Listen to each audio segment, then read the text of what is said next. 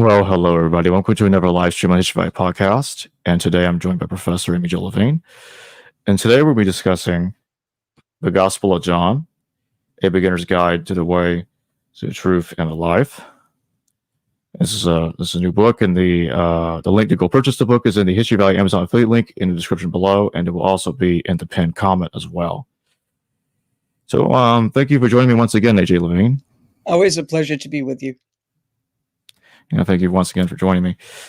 Let's start off with what is the fourth gospel's Big Bang? It's pretty much how it starts out. So the Gospel of John sends us back to the beginning because it begins en arche, which is Greek for in the beginning, which is how the Greek translation of Genesis starts. So it sends us back there, and then we find out that in the beginning was the Word. The Greek term is logos, and that has all sorts of connotations in Aramaic Jewish thought and in Roman thought and in Greek philosophical thought. And it turns out that this Word, which was in the beginning, was with God, and then also turns out to be God. And at that point, New Testament scholars have written books just on this first verse alone. So it's a big bang in publishing, but it's also a big bang in terms of sending us back to Genesis and saying, look at the creation of the world anew. It's part of John's sense, at least this is what I think John is doing, is saying, go back and read your scriptures again. And for John, the only scripture John has is the Septuagint, the Greek translation of what eventually becomes the Jewish Bible, the Tanakh. Go back and look at this stuff again. And then on every verse, in every page, or in every part of that scroll, you're going to be able to find Jesus there. And then go back and read the Gospel of John again, because each time you read a different chapter, you're going to find more and more allusions to that earlier scripture. So everything old is new again, and everything new has an antique, ancient correspondent part. That's a big bang. I mean, at least if you're a Bible scholar. And when John talks about the Word, how does it associate Jesus with the Word? And what does that mean? Is it trying to suggest that he is somehow God in some way? Or is he the Son of God, but he's utilizing the power of God? What exactly is happening here? What's the relationship? Sweetie, you're asking an either-or question, which for most of the Gospel of John tends to be answered with a both and. The Word is with God, which means the Word is distinct from God, but the Word is also God. So it becomes a both and. And we can actually see this in terms of genetics. And here I'm relying to some extent on the work of a really excellent biblical scholar named Adele Reinhardt, who's a specialist in the Gospel of John. She points out how in Aristotelian biology, that if you have a child who is the perfect image of the father, and we talk about the chip off the old block, but such a perfect image that there's no admixture from the mother whatsoever, then when you see the child, you see the Father. And that's part of the point of the Gospel of John, is that when you see Jesus, you see God. So Jesus is both the pathway to God. He is the way, the truth, and the life, and no one comes to the Father but by him, a somewhat problematic verse in chapter 14. But he also is God. It's a both and rather than an either or. Is John being deliberately, I suppose, ambiguous by creating a situation where one can interpret it in either direction? Is that part of his rhetoric? It's a fair question. I'm not sure I'd use the word ambiguous. I think John is being theological. And as soon as we attempt to pin down theological concerns, which usually have some sort of transcendent or mysterious component, and say this all makes perfect sense in a rational way, we're going to get the theology screwed up. So it remains a both and. And the idea of having two powers in heaven, it's a title from a very old book by a very good scholar named Alan Siegel, or what we might call bitheism, that's around in early Judaism at the time. We can find it in Philo of Alexandria, who Philo's writing in Greek, contemporary of Jesus, who uses the term logos to talk about this mediator figure, which is how God, big transcendent God, communicates with humanity. We find this idea in some of Hellenistic philosophical work, like Stoic philosophical work, where the Word is this world principle that gives us order out of chaos. So again, it's a both and rather than an either or. And the thing about the Gospel of John is once you try to pin it down, there's usually some little thread there that says, you think you understand everything? Oh, no. Go back and look again, because there's going to be something more that doesn't quite fit. So John's not allowing us to remain static. John's got this movement of the sense of God, which is the Word, and which is with the Word, and which is manifested by the Word. And to make it even more interesting, ancient Israel is very much an oral culture. It's hear, O Israel, rather than look, O Israel. Ancient Israel and contemporary Judaism is aniconic. We don't image God. So we start off with this God speaking, let there be light. That's the beginning of Genesis. So, of course, we start out with God as the Word. Word turns out to be a circumlocution for God. So just when we think we're hearing correctly, John throws in, oh, and the Word became flesh. And now you have to look at it. So even when we think we understand what John is doing with our senses, with seeing, with hearing, all that explodes as well. It's more big bangy. Does the literature that Philo of Alexandria has written, has his work helped understand at all what John's talking about when it comes to the Word? I think so. So Philo is a Neoplatonist, and I don't want to get into the details of Greek philosophy, because as soon as I do that, I watch my students' eyes glaze over. But Philo is a Hellenistic Jew, as probably was the author of the Gospel of John. We don't know who wrote John, but I think John's coming out of some sort of Jewish background. And they're trying to figure out some way of not only expressing their views to make sense to other Jews at the end of the first century, the beginning of the second century, but they're also trying to make sense, and particularly John, to people who aren't Jews. So Philo writing to non-Jews in a Hellenistic environment in Egypt, to other philosophers saying, all this stuff about the Jewish Bible that you might have thought was weird, it makes perfect sense in terms of Greek philosophy. So that's Philo. And what John is doing is reaching out to Gentiles who are members of the Jesus community, because John's not writing to convert. John's writing to people who are already in the system to strengthen their faith and say, you know what, all that stuff that you learned in gymnasium, all that upper class stuff that they made you study, all that Neoplatonic stuff, the Gospel of John fits in that model as well. In fact, John is even better.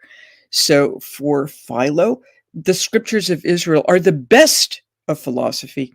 For John, the story of Jesus is the best of philosophy. So it's got a Jewish Old Testament, to use the Christian term, component, and it's got a Greek philosophical component too.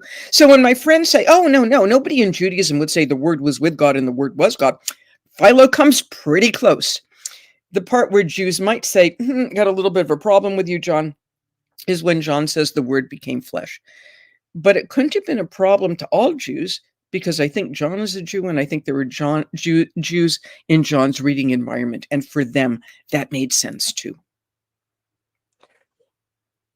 Could the Philippians, Paul's letter to the Philippians, have had any influence on John's understanding of the Word? Because some kind of take it to mean that, okay, this is kind of implying a pre-existing Christ who came down, he incarnated, and that's kind of reminiscent of what John's talking about in the prologue. What's your thoughts on that? Yeah, what a good question. So in Paul's epistle to the Philippians, chapter 2, verses 6 through 11. And by the way, Philippians is a very Stoic letter. The Stoic model was you figure out what's really important, and everything else is just external. It's stuff, or what the Stoics called adiaphora. So here's Paul saying, I'm in prison. As long as I'm in prison, I can evangelize the guard. I can't imagine what the guards were thinking. Oh, it's Paul again. Here, run. As long as I'm in prison, I can evangelize, so I can proclaim the gospel. And if I die, I'm with Christ. It's a win-win situation, and nothing else matters. It's very, very Stoic. So in this Christ hymn, and we're not sure it's a hymn, right? I'm not sure it was sung. It could be a creedal formulation. It's likely Paul picked it up from somewhere else and is reciting what he had learned. It talks about how the Christ was in the form of God. The Greek term for form is morphe, like morphing.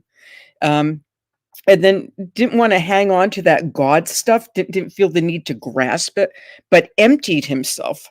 The Greek term here is kenosis, emptied himself, taking on the form of a human being, indeed the form of an enslaved human being, and is faithful to death on the cross. And because of this fidelity, God brings him back up to that heavenly position that he vacated to begin with, so that at every knee, at his name, every knee will bow and every tongue will confess him to be Lord. So it looks kind of like the Christ hymn in Philippians, in kind of like the Logos hymn in the Gospel of John, where the Word exists with God and is God. But then in chapter 1, verse 14 of the Gospel of John, the Word takes on flesh, lives among human beings. dies on the cross in chapter 19. And in chapter 20, and then the appendix to the Gospel of John, chapter 21, comes back in a human form. You know he's human because he can eat, right? Ghosts don't eat. So chapter 21 is like breakfast with Jesus. That's all good. He caters. So he comes back, but sort of in the same form. He still bears the wounds of the cross, but he can walk through walls. So it looks like that same model of descending from heaven, living among human beings, dying a humiliating death, which for John is also Jesus' exaltation, and then being raised from the dead. It looks kind of the same. Did John have access to the Christ hymn? Possibly, but uses different language, so it's very difficult to determine. Personally, I think he did. Philippians is probably written sometime in the 50s. John's writing 40 to 50 years later. That stuff's floating around. What is Jesus doing at the wedding at Cana? I think he's flirting. Well, maybe not there. Maybe more. That's John chapter 4. So the first of John's signs, John lists 7 signs. Remembering the signs is kind of like remembering the 7 dwarfs or the 7 deadly sins one usually talks about. But I do name them in the book. So the first sign is the wedding at Cana. So there are a couple of things that John is doing here. First of all, in chapter 2, John introduces us to the mother of Jesus. So John, more so than Matthew, Mark, and Luke, has lots of father language. I mean, father, getting to my father, to your father, and to my father, and so on. So you might wonder what happened to the mom, particularly if that only begotten Son of God, that's the perfect image of the Father, has no maternal admixture. So here John introduces us to the mother of Jesus, never called Mary, always called the mother of Jesus. And she represents that human component. Why start with a wedding? Well, for fundamentalist biblical scholars, and this may well be true, the first of his signs was Jesus turned water into wine in Cana. If that is the case, I wonder why Matthew and Mark and Luke left it out. They might think turning water into wine, not as good as feeding 5,000. That's in all the Gospels. Not as good as walking on water. Not as good as raising the dead. But what I think is also going on here is first, John is picking up language of Jesus as the bridegroom, because we've already got that in Matthew, Mark, and Luke. So if Jesus is the bridegroom, comments like you can't fast while the bridegroom is with you, but when the bridegroom is taken away, then you will fast. Or all those parables about weddings, they usually go wrong, by the way. So I've got this image of Jesus as a bridegroom. In John the Baptist refers to Jesus as the bridegroom. But more than that, when we look at Matthew, Mark, and Luke, and Paul, and the book of Revelation, it looks like there's a huge movement towards celibacy in the early church. Matthew talking about people becoming eunuchs for the sake of the kingdom of heaven. Luke saying, unless you hate your father and your mother and your wife. Mark pulling apart family members. Who are my mother and brothers and sisters? Those who hear the will of God and do it. Or Peter, we know he's married because Jesus heals his mother-in-law, but we never meet Mrs. Peter in the Gospels. So it may have been the case where reading the synoptic Gospels, and I think John had access to all 3, and reading Paul, for example, in 1 Corinthians, where Paul says, well, it's better to marry than to be aflame with passion, which is not a real strong endorsement of the marital bond. Like if you can't keep it in your toga, get married. But in light of the impending difficulties, which means the return of Jesus, you might want to think about something other than getting married and starting a family. John wants to say, you know what? Marriage is fine. Family is fine. All that stuff that goes with marriage is fine. And how do we know this? Because the very first of his signs, Jesus caters a wedding. So I think it's John's way of saying to the people in the early church about the year 90 or so, not everybody is going the celibate route. If you want to get married, by all means, and have some good wine at the party. And by the way, remember to invite Jesus. Why is John's gospel, or whoever wrote John, why is he not identifying Jesus' mother by name? We don't know. And that's part of the problem is we have to extrapolate. This is the problem generally with biblical interpretations. Like, why doesn't an author do something? Why is something missing? And then you have to figure out. And determining why something is absent is difficult. I think one of the reasons John puts the mother of Jesus as the mother of Jesus is to stress that maternal role. It's the mother, to balance out all that father language. It's the mother. Second, there are a lot of other Marys running around, like Mary Magdalene and Mary the sister of Martha. Some recent biblical scholarship suggests they're the same person. I don't think so. I think they're separate. But even if they're not, lots of other Marys. But also, I think John wants to put a stress on the term woman. The Greek term is gine. It also means wife. It's the word whence we get gynecology. So Jesus calls his mother, mother. And for all those commentaries that say, oh, that's just how sons addressed their mothers back then. No, it wasn't. I mean, it's actually rude. If my son said to me, woman, already we're having a chat. I mean, it's just rude. But he also addresses the Samaritan woman as woman. He addresses Mary Magdalene in the garden following his resurrection as woman. Woman, why are you weeping? He addresses his mother as woman again when he's on the cross, and he bestows her into the care of the beloved disciple, and the beloved disciple into his care. And what I imagine, and this may be my feminist sensibility coming through, is we hear that word woman, woman, woman, sounding like this drumbeat all the way through the gospel, much like the language of father and the language of mother. And to me, it's John saying, pay attention to the women. They're all different. But there's a woman here, first sign, and there's a woman here at the cross, and there's a woman here at the resurrection. And the first successful evangelist, the Samaritan woman, is a woman. So the repetition of the word gine, for me, gets us the role of women in Christian origins, women in the story of Jesus. I can't prove it, but I like that explanation. Is John in some ways trying to structure his gospel a little bit more like Mark, in the sense of like ignoring an infancy narrative, ignoring the genealogies he had seen in the prior gospels? Yeah. And again, you're asking a question of why is something not there? I think John had access to Matthew, Mark, and Luke. And here I'm relying on, in part, on the brilliant work of a former student of mine named James Barker, who wrote a book on John's use of Matthew. When he first proposed that, I thought, you're never going to be able to prove this. And he convinced me. And I'm a hard sell. I should note, by the way, that my dissertation director, and I did my dissertation when Noah was still on the ark, but my dissertation director at Duke University made his career on the separation of John and the synoptics. And I feel very unloyal here. Like I had to unlearn stuff. I think John knows that his readers already have Matthew, Mark, and Luke. There's no need for another infancy narrative. So why fill in if you don't need it? So here's the case for John. Certain things, I think, for John require repeating, like the feeding of the 5,000.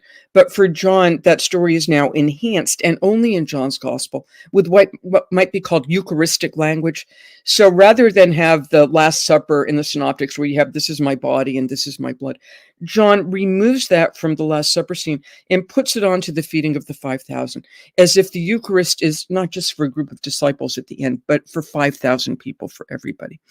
And at the Last Supper in the Gospel of John, since he's already taken care of the Eucharist in chapter 6, that's where you have Jesus washing the disciples' feet.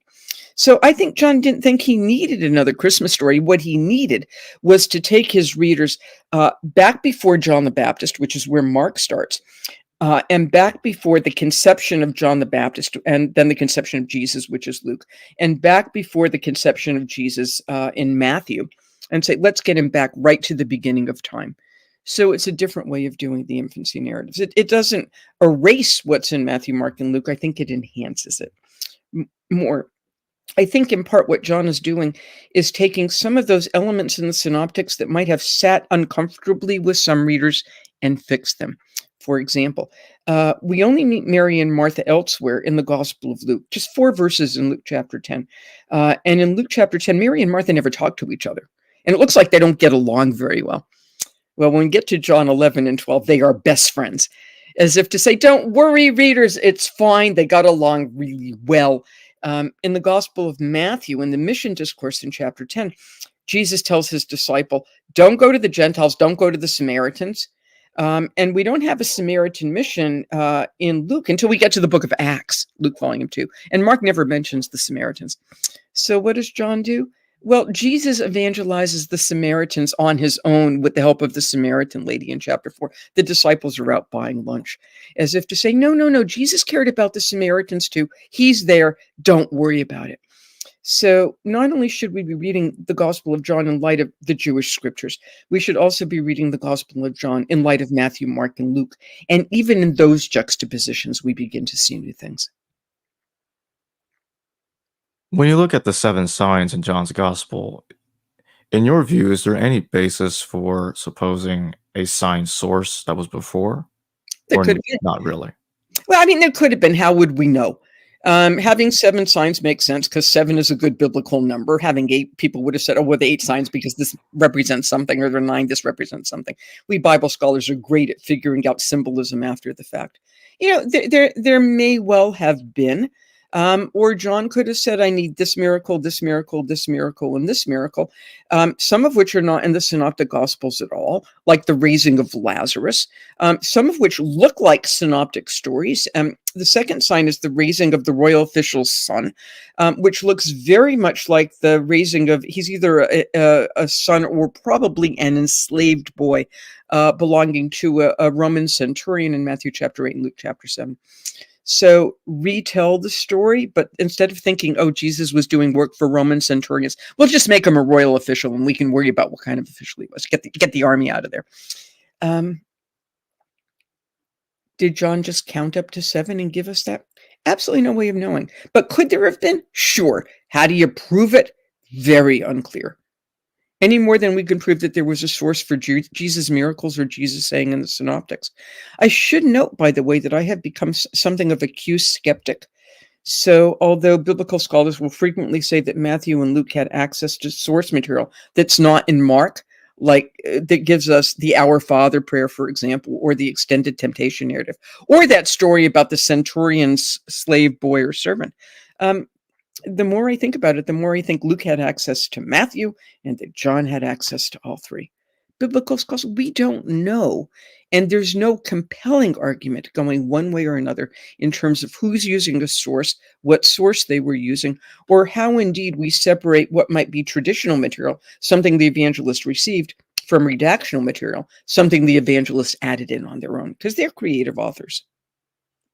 So from that vantage point, you would see things like the prayers are being developed from Mark down to Matthew, Luke, all the way down to John. They're being embellished, added to I significantly suspect over so.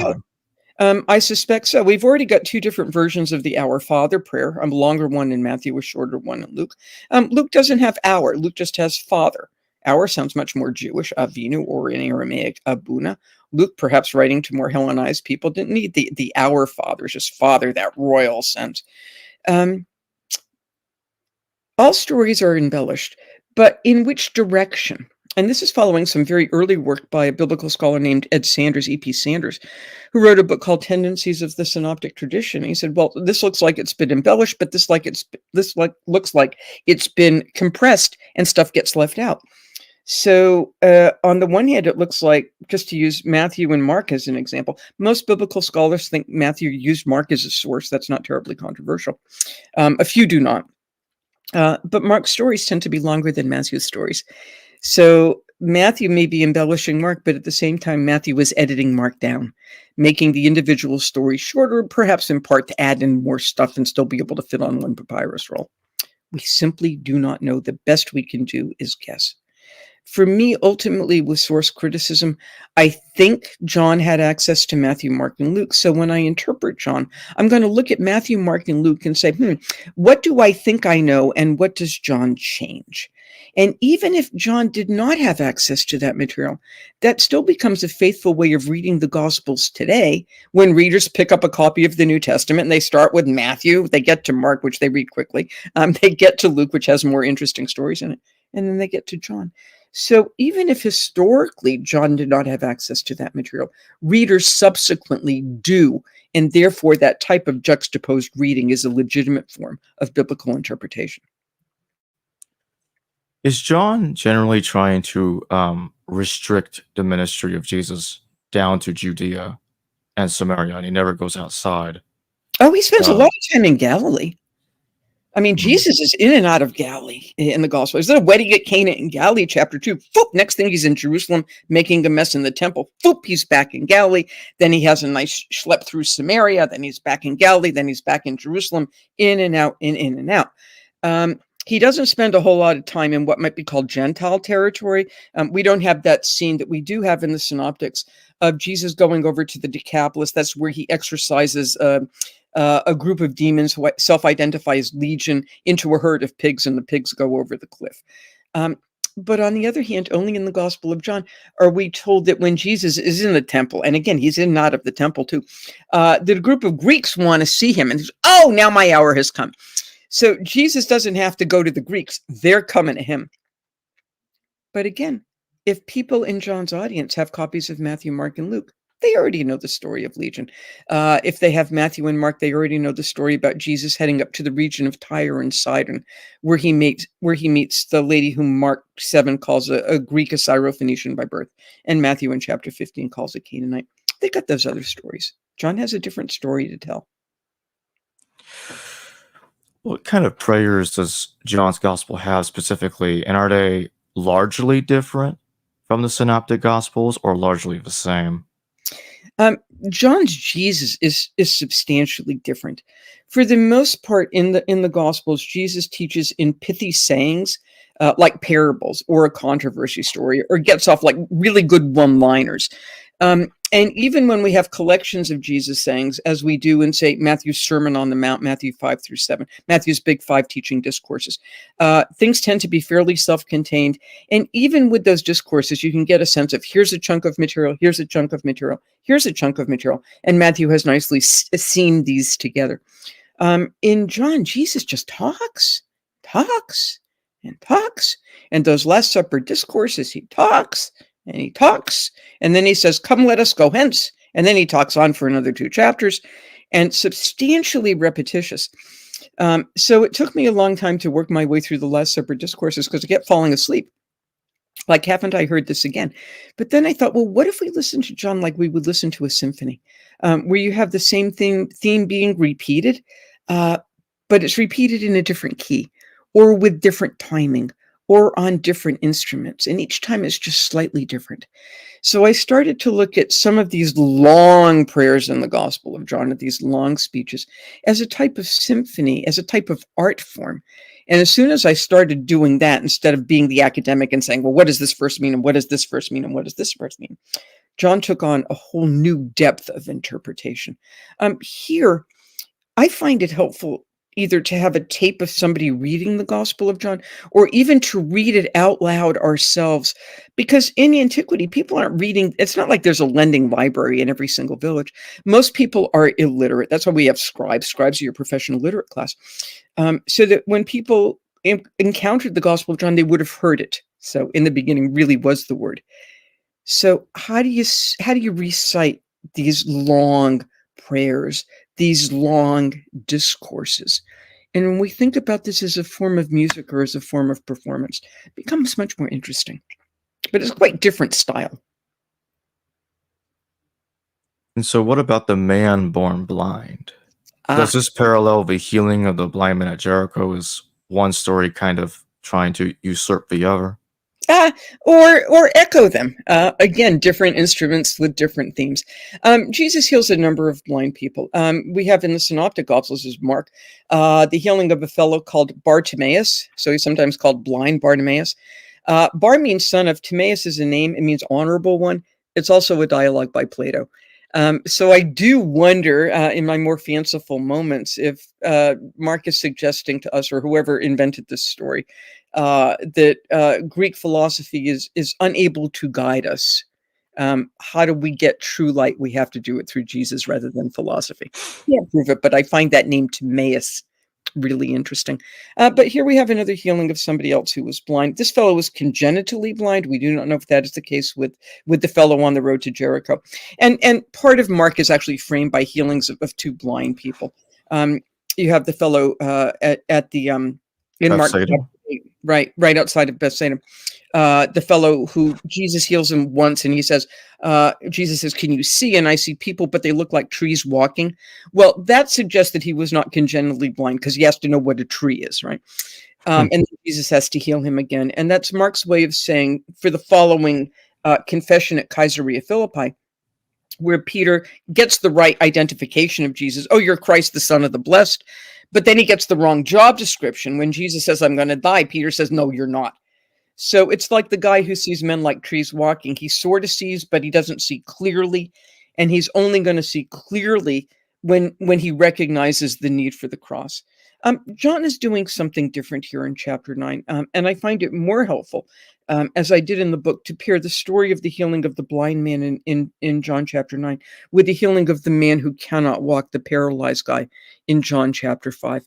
Because they react to their healings quite differently. The paralyzed guy has been paralyzed for close to 40 years, which is pretty much a lifetime. The fellow in John 9 is congenitally blind. They've been suffering or been disabled for a very, very long time. But they have different reactions to how they deal with Jesus. The fellow in chapter 5, the Yiddish term for him would be a kvetch. He's annoying. He complains. He's not a great helper to Jesus. In fact, he makes Jesus' life more difficult. And the fellow, the formerly blind guy, is fabulous. So that when some of Jesus' opponents keep coming up to him and saying, were you blind from birth? Should we check with your parents? What's going on here? He finally gets frustrated and says to these folks, do you want to be his disciples too? What a great line. And you can hear his own frustration, but also his own acclamation. The Gospel of John, and we know this from disability studies, like the other Gospels, will sometimes use symptoms of disability to suggest spiritual problems. So one of the things I'm also concerned about in reading the Gospels is how do we avoid coupling physical disability with a connection to sin, or a connection to what we might call spiritual obtuseness. And what we need to do today is find other metaphors for this. So instead of saying, like, are you blind? It might be better to say, are you clueless? And it turns out that this fellow whom Jesus heals in John chapter 9 is completely clued in. And the people who are opposing him and trying to figure out who Jesus is, clueless right from the get-go. Are there parallels between, like, what's in the Dead Sea Scrolls about purification, washing of hands, or perhaps the feet, like we see in the Gospel of John? Yeah. So when you mentioned Dead Sea Scrolls, I didn't think you were going to go there. I thought you were going to go to things like sons of light and sons of darkness, and light dualism and dark dualism, and the saved and the damned, right? Because John very much has that, moving toward a question of predestination, as do the Dead Sea Scrolls. That's where I thought you were going to go. But in terms of purity is all over the place. Purity is not restricted to Qumran. If we look at the archaeological record from Lower Galilee, we have a lot of what are called stone vessels. So we might think of those stone vessels at the wedding at Cana, those 6 giant stone vessels, which I think gives you something like 200,000 venti coffees if you actually fill them up to the brim. Everybody's using them. This is not like stone like granite, it's chalk stone, limestone. This becomes very common in Lower Galilee from the middle of the 1st century BCE on up until toward the end of the 1st century Common Era, along with mikvah ritual bathing pools, very, very common. Sabbath lamps, which will last 25 hours, so you don't have to refill them and keep lighting them. Aniclinic coinage. So Herod Antipas, who's the fellow who kills John the Baptist, doesn't put images of his face on his own coins, but Herod Philip, who's up there at Caesarea Philippi, does. What these chalk vessels are, the Sabbath lamps, the ritual pools, are probably forms of Jewish resistance to Roman colonialism. Because when a foreign government, and this is cross-cultural, when a foreign government takes you over, what you do in order to retain your own ethnic identity, your own national identity, is you ramp up those practices that distinguish you from everybody else. Hence, more chalk stone vessels, as opposed to, for example, ceramics, clay vessels, because chalk stone is impervious to ritual purity and ceramic vessels are pervious. Moreover, ceramic vessels break more easily. So when John talks about those stone vessels, that's what people were doing back then. There's nothing really new there.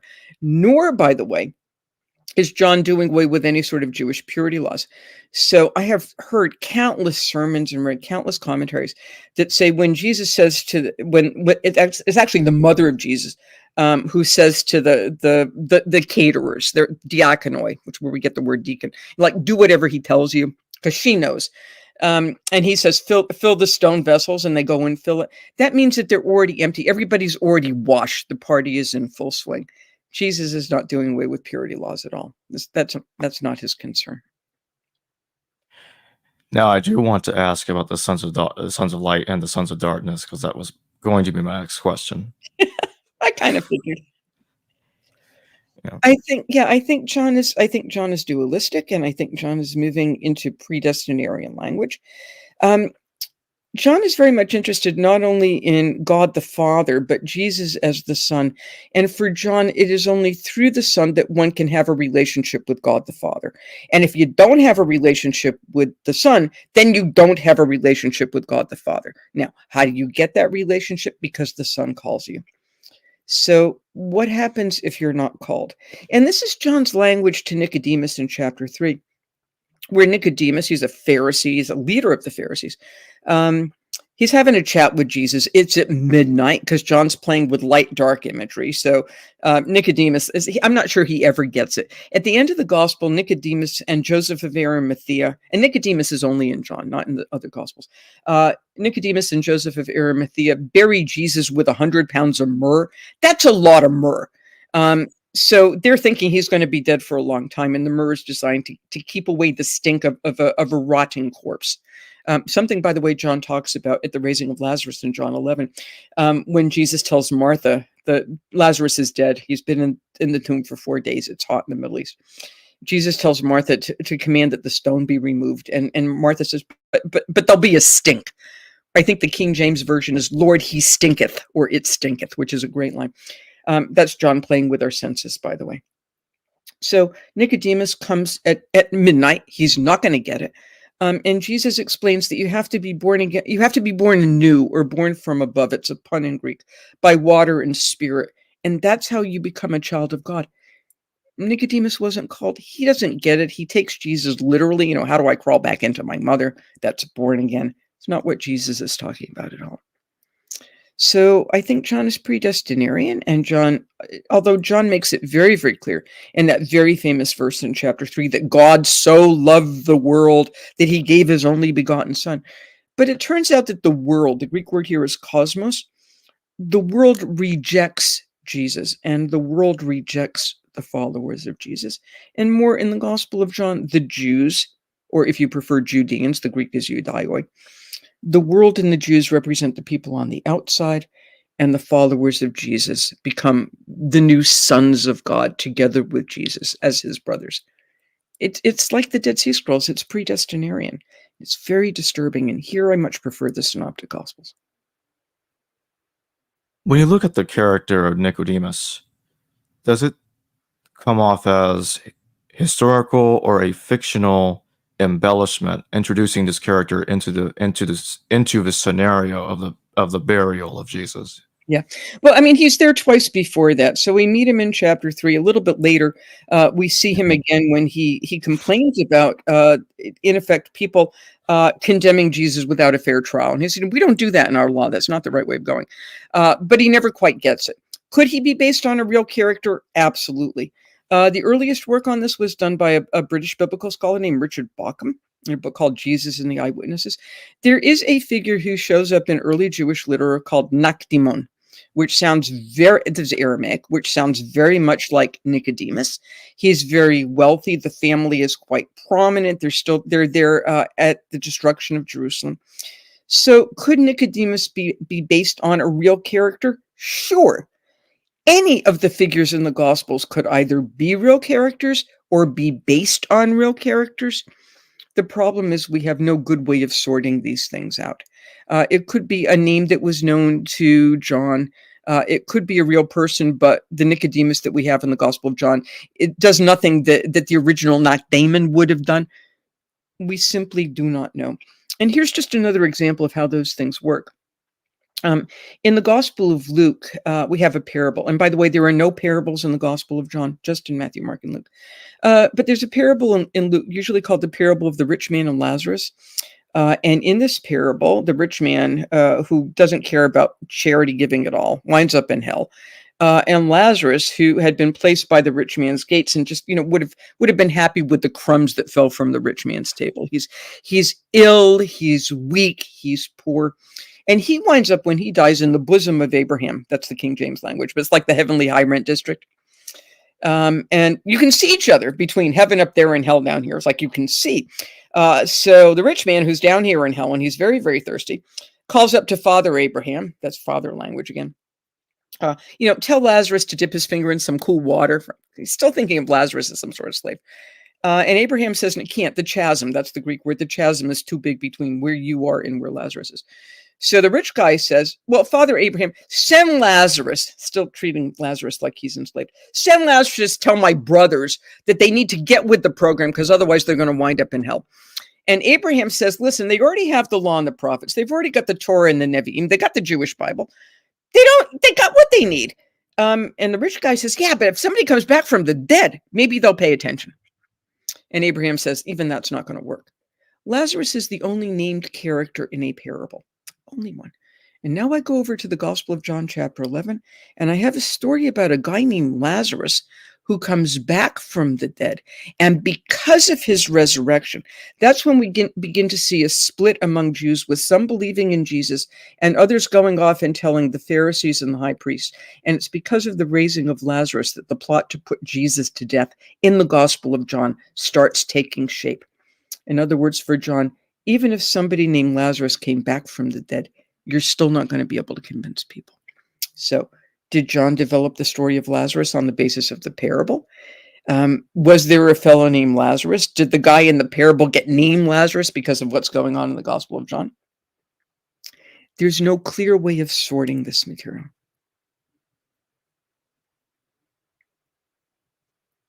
In John's Gospel, when Jesus encounters Pilate and he appears before Pilate, he's adding a bunch of new things, like Jesus and Pilate are saying things to each other they did not say to each other in the synoptic Gospels.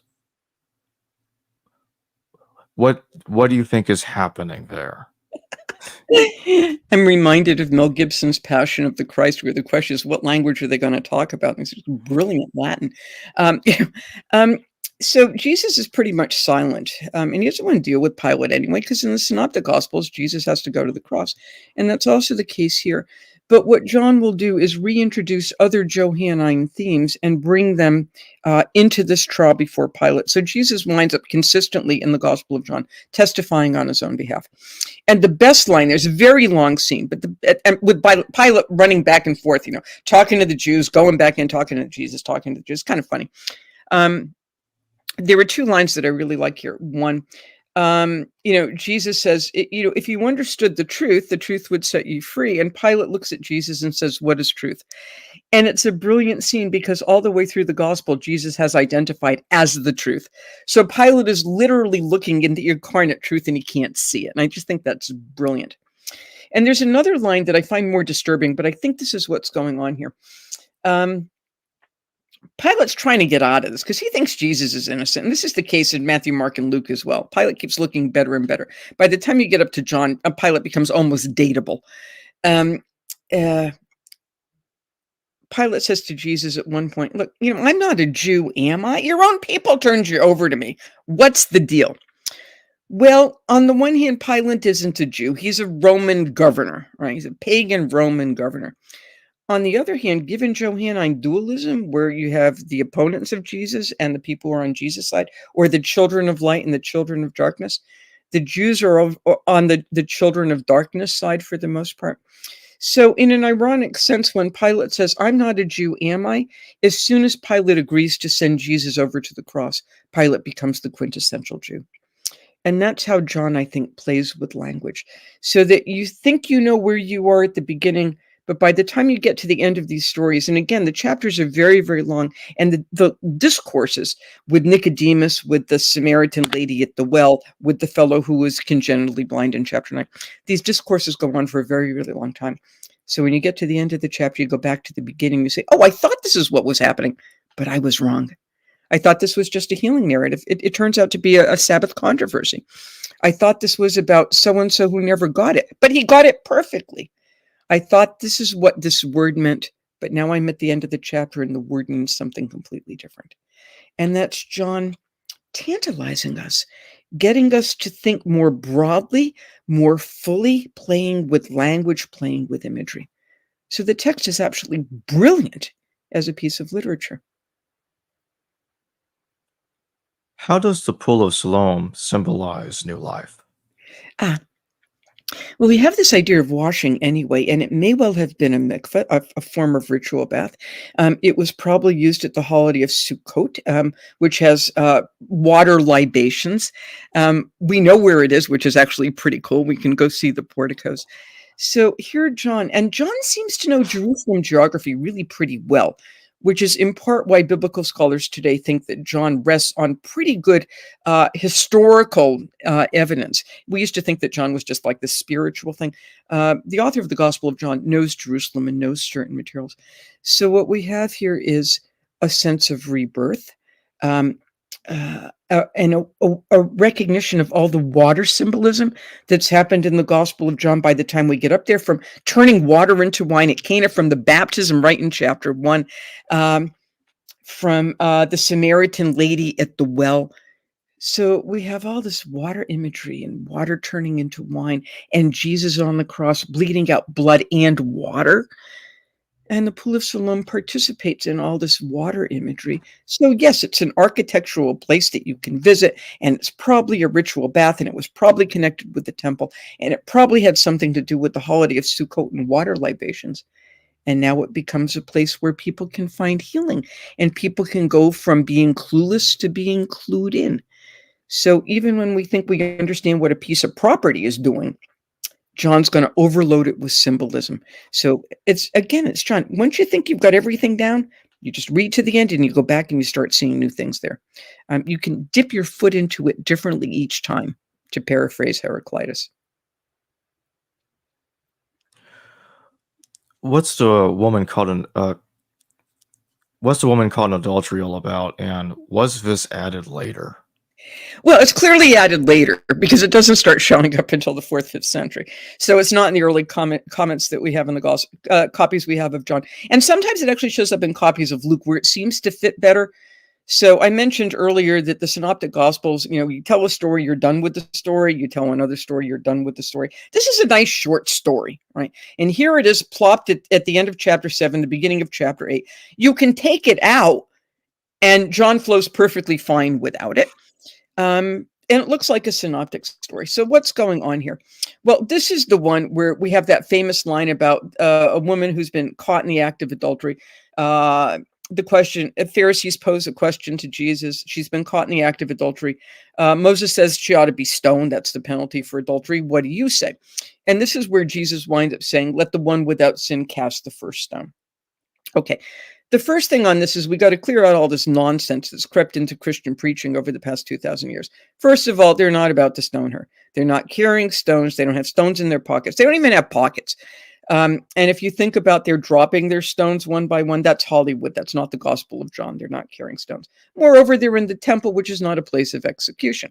If they were going to execute her, there's no reason to ask Jesus, what do you think we ought to do? They would just execute her. And we don't have any evidence of people being stoned for adultery in the 1st century either. In fact, when you get up to rabbinic literature, which is later in this, the rabbis put so many constraints over capital punishment that it becomes almost impossible to carry out. So they tell you, here's how you do it. But then they say, but if this happens, if this happens, if this happens, you can't do it. And unless you do this, by the time you're done, it's not going to happen. So what's going on here?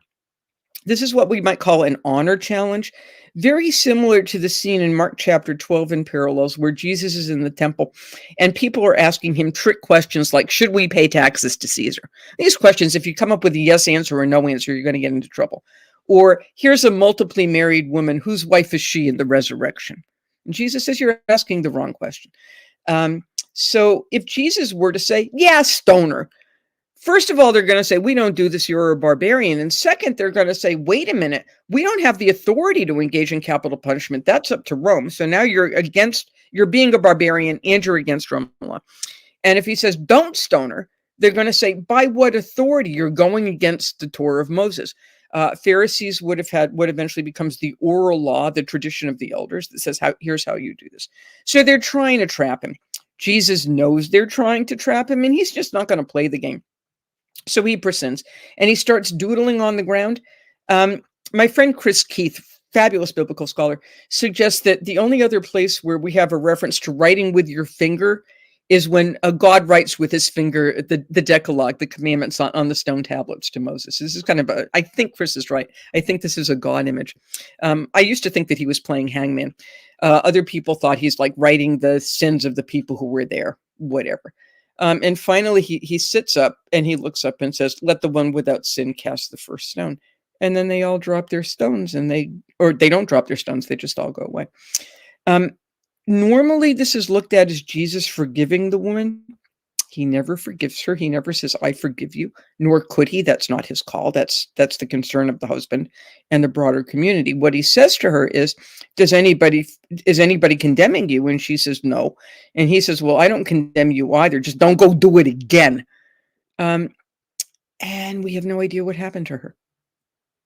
And I think this raises an excellent question about what does one do in a community where somebody has broken the faith of people in the community, whether an act of adultery, stealing from the treasury, insulting someone grossly, whatever. Do you get a second chance? What does that look like? Can you stop the condemnation and maybe move on to the future? What do you do if you're the person who got caught?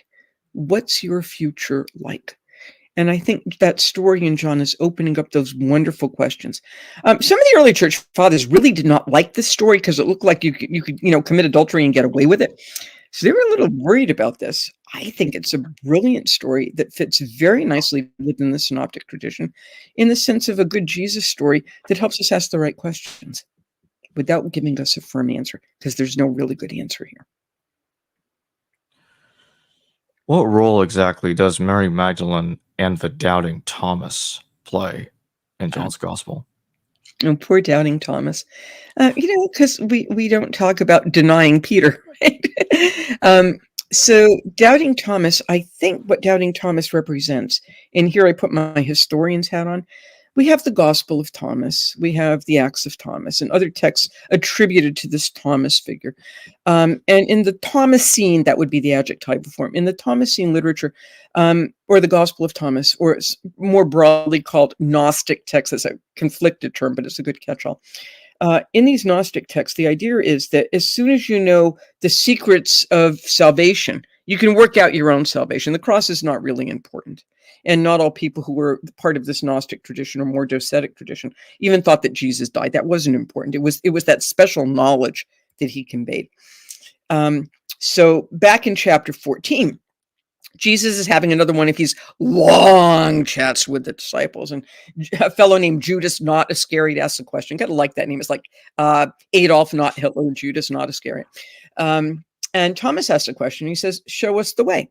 Jesus says, "Where I'm going, you can't go." Thomas says, "Show us the way." Jesus says, "I am the way." Like, have you not been paying attention for 14 chapters?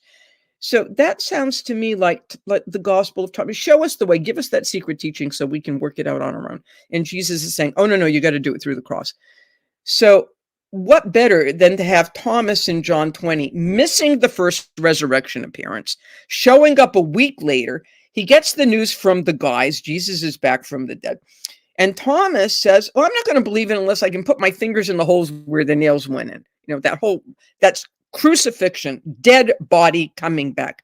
That's so not Gospel of Thomas. And suddenly you get this personal appearance. And Jesus says, "Fine, put your hands right here. See where the nails went in. See where the spear went in." And then Thomas says, "My Lord and my God."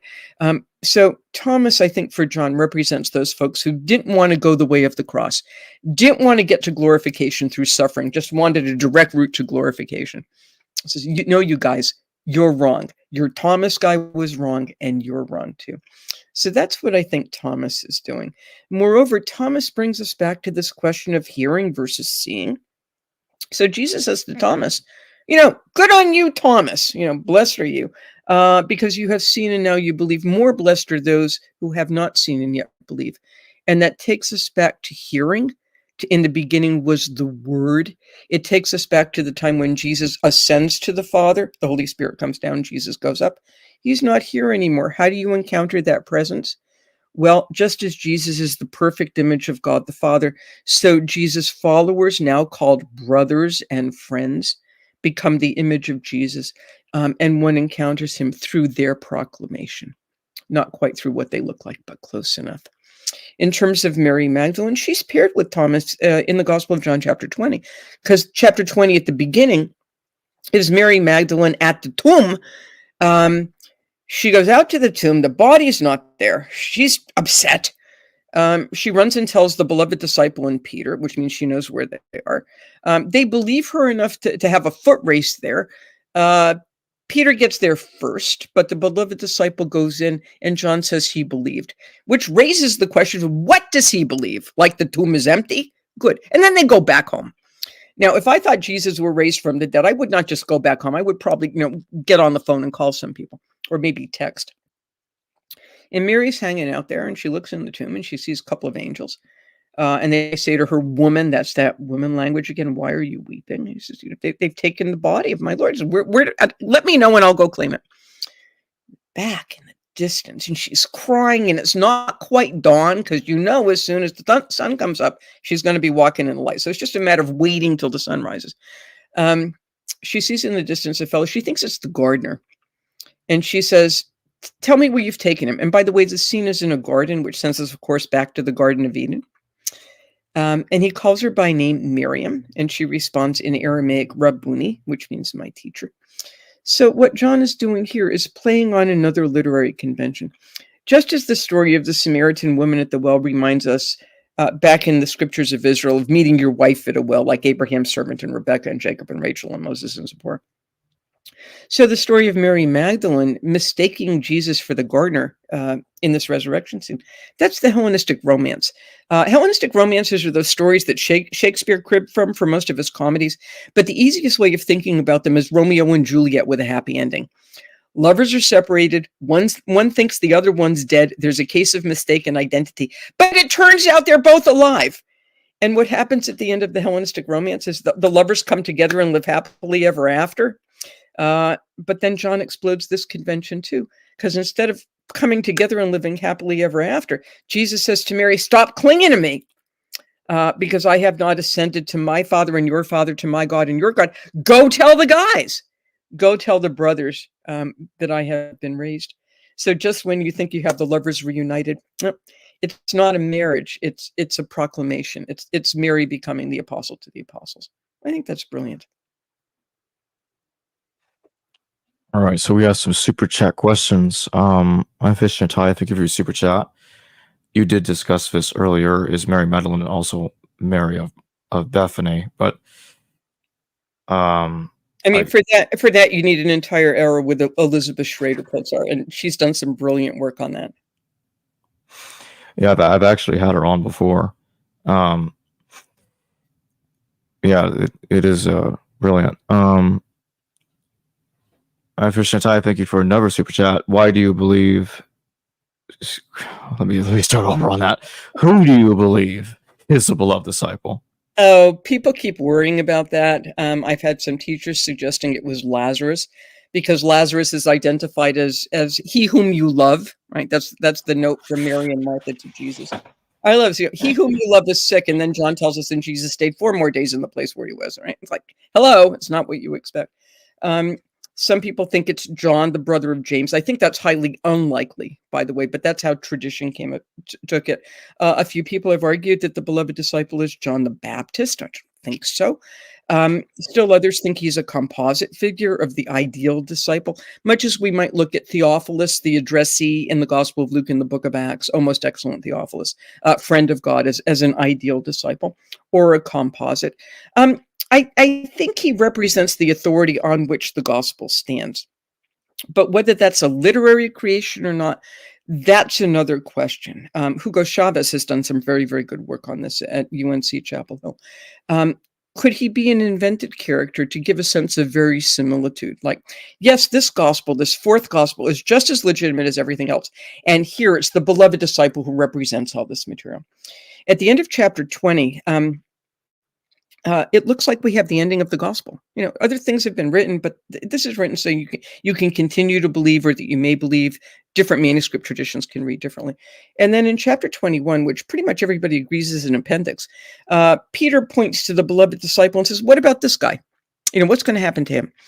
And Jesus says, not your problem. You got other things to do. Go feed my lambs. If I say he's going to remain, that's up to me, not up to you. And we get a sense that the word went out that the beloved disciple was never going to die, and now he's dead. And maybe that's why chapter 21 is written. Could be. But the whole thing could be a literary fiction because people invented fictional characters back then. And in case we didn't know that, go look at the Hellenistic romances, which are all about fictional characters, but look like characters on soap operas. Like, we live with them. They look like real people. We simply do not know. I like the idea of the beloved disciple being a composite figure. Some of the people who might have access to folks in Jerusalem, some people who are a repository of other stories, and then the author developing this character and being a little bit cagey about it as well. JM, thank you for your super chat and the thumbs up. Appreciate it. Fish and Ty, thank you once again for another super chat. Thomas means twin. Who do you think Thomas is? Yeah, so that's a good question. So Thomas means twin in Aramaic. And Didymus means twin in Greek. And when you get to the Gospel of Thomas, it's addressed to the Gospel of Thomas is written by Didymus Judas Thomas. So the guy's name was Judas, but he was called Thomas in Aramaic, the twin, and he was called Didymus in Greek, the twin. So we have Thomas, the twin, the twin. Whose twin is he? Great question. There are some later Coptic texts that suggest he's the twin brother of Jesus. How does that work? Because in Greek mythology, you can have twins where one has a human father and one has a divine father, like Helen of Troy and Clytemnestra, be really good examples. Or Gemini, the Dioscorsi, one's human, one's divine. So does Jesus have a human twin, and could that be Thomas? Well, if you're the author of the Gospel of Thomas, absolutely. But could this guy just be the twin and we don't know who the other one is? Also a possibility. Simply don't know. So all these wonderful questions, and they're great questions about who is the author, who's the beloved disciple, twin of whom, is Mary Magdalene the same as Mary, the sister of Martha of Bethany? We don't know. And we don't have good enough methodology that we can make a compelling argument. The best we can do is guess. For me, the next step, if you want to ask any of these questions, this is what I would tell my students is, let's say you conclude that Thomas is Jesus's twin. Well, then he's pretty clueless, at least in the Gospel of John. Or you conclude that Mary of Bethany is the same as Mary and Martha, or Lazarus was the beloved disciple. Once you make that conclusion, how do you read the Gospel differently? And if you don't read it differently at all, then the subject becomes not terribly important. But if you do read it differently, now you've got a good argument to make. And I want to close with this last question. Why is it highly regarded? Why is it highly regarded that John chapter 21 is a later edition? Yeah, as we just talked about, because if you look at John 20, it looks like this is a pretty good end to the gospel. And then suddenly you're having breakfast on the beach with Jesus. And it doesn't really fit. Back in chapter 20, we were in Jerusalem hiding behind locked doors. Now the guys are out fishing in the evening, like back to business as usual. Gee, didn't you just receive the Holy Spirit at the end of chapter 20? Didn't you realize your Lord and Savior was resurrected? Why did you go back to Galilee? Right? What John 21 looks like is a repurposing of the call of the disciples in Luke chapter 5, right? Fishing, miraculous catch of fish, question about whether the number 138 is symbolic or not. And there are lots of discussions of that. I threw that in the book. So that was just fun to do. It looks like something that was tacked on later. It doesn't fit the rest of the gospel quite well. On the other hand, what the gospel chapter 21 does do is send us back to the beginning, to the call of the first disciples, to the Sea of Galilee, to a bunch of people fishing, as if John chapter 21 is saying, go back to the beginning and read the story again, starting with the Big Bang.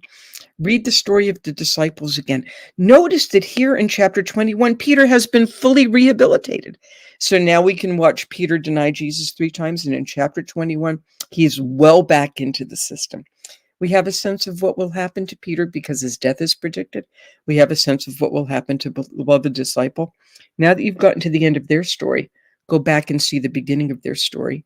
And now that you've gotten to the end of Jesus' story, where he's simply catering breakfast on a beach, how fabulous, but also bringing Peter back into the system, predicting in part what will come Now that you know that his word is viable, because everything he said that was going to happen happened, go back at the beginning. John tells us following the temple incident in chapter 2 that Jesus made a couple of citations from Zechariah, and the disciples didn't understand what he was talking about, but later on they did. And that's John's little hint in chapter 2. When you get to the end, go back to the beginning and you'll understand stuff you didn't understand the first time. You'll see stuff you didn't see the first time. You'll hear stuff that just blew past you the first time. Each time you get to the end, go fishing at night. Go have breakfast and start again. That actually gave me an idea to add a couple of more parts to that question. Did the author of John 21 claim to have seen a written text by the beloved disciple when the author is talking about this is the testimony of the beloved disciple, or did he claim to be hearing the testimony? What's going on there? Yeah, or did he invent the character of the beloved disciple in order to provide a particular authority for this particular text's legitimacy? Similar to how people who wrote texts called 4th Ezra or 2nd Baruch, probably contemporaneous with the Gospel of John, Jewish texts written sometime after the year 70, reflecting substantially on the destruction of the Jerusalem temple. Baruch did not write 2nd Baruch. Baruch had been dead for about 600 years. Ezra did not write 4th Ezra. Ezra had been dead for 500 years. So is this the same type of establishing legitimacy? Or, as many people, biblical scholars suggest, 1st and 2nd Timothy and Titus were not written by Paul, although they claim to be written by Paul. And Paul, the character, basically says, I, Paul, am doing this. So the upshot is we don't know. We don't know if the beloved disciple is a real person, if he is a composite, if somebody else came in who knew the beloved disciple and then added this stuff later, if the whole thing is literary fiction, and biblical scholars will continue to debate this. The best we can say in terms of the historicity is that whoever wrote the Gospel of John knows a lot about Jerusalem geography, that the story of the Passion of Jesus makes a whole lot more sense in terms of dating, in terms of trials in the Gospel of John, where Jesus is not killed on the first day of the holiday, right? He's killed the day before. That makes more sense chronologically, where there's no Sanhedrin trial. There's just a hearing before the high priest's father-in-law, whose name is Annas. That makes more sense historically. John has historical tidbits, particularly regarding Judea and Jerusalem. Is that from the beloved disciple? Could be. We'll probably never know. And do we have a pretty good idea when or by which time that John 21 was added? Because we don't have good manuscript evidence that it's added. That's part of our problem. It's like looking at 1 Corinthians 14, 33b to 36, which is the women should shut up passage, and saying, oh, no, Paul never said that. Paul likes women deacons and women apostles because he tells us that in Romans. So this whole thing must be added in, but we don't have manuscript evidence. Or good manuscript evidence, or in 1 Thessalonians chapter 2, where Paul talks about the Jews who killed the Lord Jesus and all that. Oh, it must be an interpolation because it's so inconsistent with Romans 9 to 11. No manuscript is lacking it. We can make the argument about additions when it comes to the lady who's taken in adultery. John chapter 21 is much harder to do. You can make a good argument for the ending of Mark, about the stuff about drinking poison and picking up snakes. It's probably later and probably composite. John's much harder. And by the way, one other comment. Even if earliest manuscripts don't have it, that doesn't mean it's not original, because stuff can be dropped out just as easy as it can be added in. And I like to remind everybody real quick at the History by Amazon affiliate links in the description below, the Gospel of John, A Beginner's Guide to the Way of Truth and Life, and it will also be in the pinned comment down in the comments below the video. So if you want to go get the book, go click on that link and go get it. And thank you for joining me today, A.J. Levine. Always a pleasure. Hello viewers, thanks for watching this video from the History Valley YouTube channel. Please don't forget to subscribe and hit the notification bell. And if any of you wish to further support this channel, please consider checking out this channel's Patreon page and becoming a patron. And or donate through PayPal or through Super Chat during your live stream. Thank you. Thanks, that was great fun. You are so good at what you do. Well, thank Much- you. Give me 1 second. It's still streaming. Hold on. Sure.